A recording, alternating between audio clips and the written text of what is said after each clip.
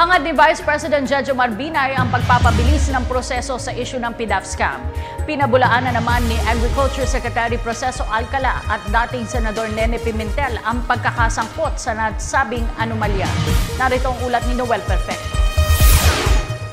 Matapos na may labas ang unang listahan ng mga personalidad na sangkot sa Priority Development Assistance Fund scam noong 1 linggo at ang nakaumang na final list o pinakahuling listahan na ilalabas ng grupo ni Janet Lim Napoles sa darating na Miyerkules o Huwebes, minabuti ni Vice President Jejomar Binay na manawagan sa mga otoridad na sana ay mapabilis pa ng mga ito ang pag-iimbestiga ng kanilang pinatutupad na pagsusuri sa mga dokumentong maihakain.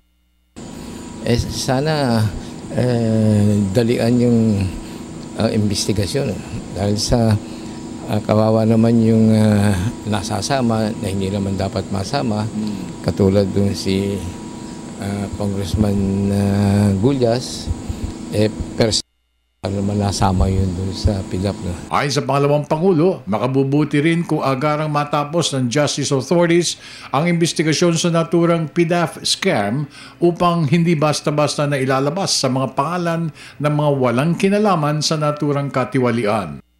So, tingnan natin kung ano ang magiging itsura nitong kung ano itong second list nito. Pero sana tatapusin na kagad para hindi naman laging nakabitin yung pangalan nila. Isa rin si Agriculture Secretary Proceso Alcala na nadadawit sa isinasangkot na naturang PDAF scam ni Janet Lim Napoles. Ayon sa kalihim, wala siyang kinalaman at handa siyang humarap sa anumang investigasyon sakaling imbitahan ito. Dapat po nagiging maingat tayo dyan sapagkat sa dami po ng listahan lumalabas, hindi na po natin maintindihan kung alin na may katotohanan. At gusto ko rin pong sabihin sa inyo na ako po ay mas nakapokus doon sa listahan na kailangan pong gawin na kagawaran.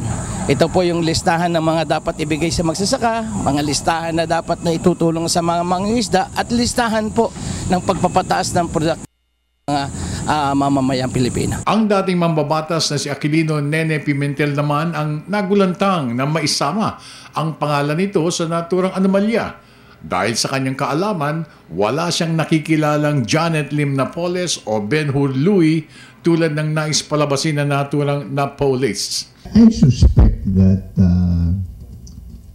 all these revelations have to do with the 2016 elections. Base sa pinaling listahan, mas marami pa umanong madadawit sa isisiwalat dito ng grupo ni Janet Lim Napoles. Samantala, patuloy naman ang paigting ng pagbabantay ng mga Bureau of Immigration officials sa posibleng paglabas sa bansa ng mga isinasangkot sa PDAF scam. We already sent word to our Airport Operations Management to be extra vigilant so that we will be able to monitor those who are suspects in the PDAF scam. We have yet to get legal authority to really stop the travel, but at the very least we should to monitor pursuant to the Secretary's directive. Para sa Telebisyon ng Bayan, ako naman si Noel Perfecto.